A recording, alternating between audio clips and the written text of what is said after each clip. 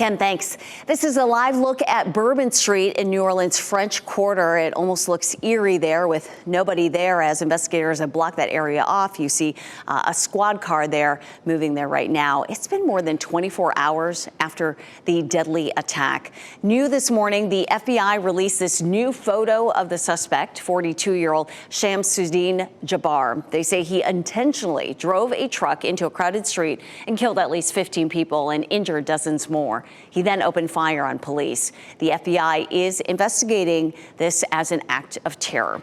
Police have identified some of the people who died and those still alive recovering.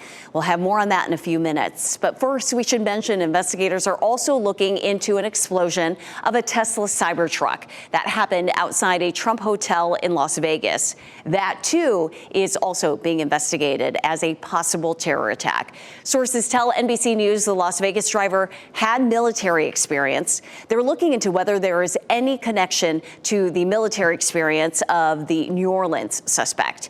Now, the man suspected in the Bourbon Street attack has ties to North Carolina. He was stationed for a time at Fort Liberty, and that's where WRAL's Kelsey Coffey joins us live this morning. And Kelsey, that man's military history could play a role in this investigation.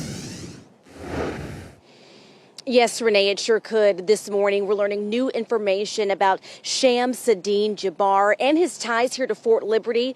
An expert tells us that his military history could play a role in the investigation.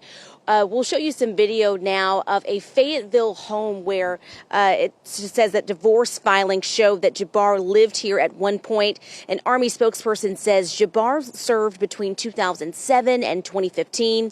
We found this photo from 2013 on the 82nd Airborne Division's Facebook. It shows a soldier identified as Jabbar working in IT. Divorce filings in Texas list his employer as Fort Bragg, now called Fort Liberty. The FBI says Jabbar had an ISIS flag in the back of his rented truck during the attack. You don't take a rented vehicle and plant an ISIS flag on the trailer hitch unless you're trying to present a message or convey a message. President Biden's news conference yesterday indicates there were red flags. He says the FBI reported Jabbar posted videos suggesting he was inspired by ISIS and expressed a desire to kill just hours before the attack. We're working to confirm whether he was a part of the 82nd Airborne Division, so we'll be sure to keep you updated as we hear back from officials. Kelsey Coffey, WRAL News, live in Fayetteville. We're also learning Jabbar had previously pleaded guilty to 2 DWI charges in North Carolina in 2015. That's according to CNN. He was placed on probation for 12 months and was also ordered to pay for a substance abuse assessment and treatment. He was also ordered to participate in other rehabilitation programs directed by the U.S. Probation Office. I've been looking to see how Louisiana's governor has been responding to this morning. And I saw this post on his social media page on X, and I have to bring it forward because of how many people have essentially been criticizing him for this. Now, you'll see this is Governor Jeff Landry's X account, and his quotation says, "At dinner tonight in New Orleans, proud to be a part of this incredibly resilient city. See everyone at the game." You see him there in this photo surrounded by other people. But if you look at some of the comments that people are making for this picture, they're saying it's insensitive, especially after what happened in the French Quarter. Now, he clarifies later by saying in this post right here, "It is important to understand that we have many visitors in the city of New Orleans who are visiting, and we want them to know that we are not afraid." Looks like my screen kind of messed up here, but essentially he's sort of defending why he decided to have such a, I guess you would say, a positive post after what happened yesterday, but many people saying that he missed the mark on that regard. We'll be watching closely to see what other press conferences may be coming out of New Orleans this morning here in the WRAL Live Center.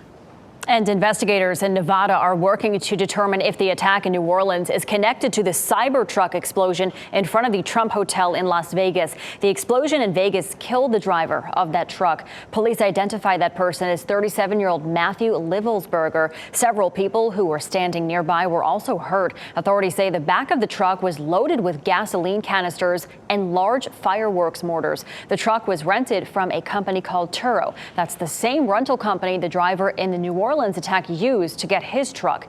Turo says it is helping in the investigation. And a man surrendered to a SWAT team outside the Houston home of the New Orleans attack suspect. Video shows the man coming out of the home with his hands up.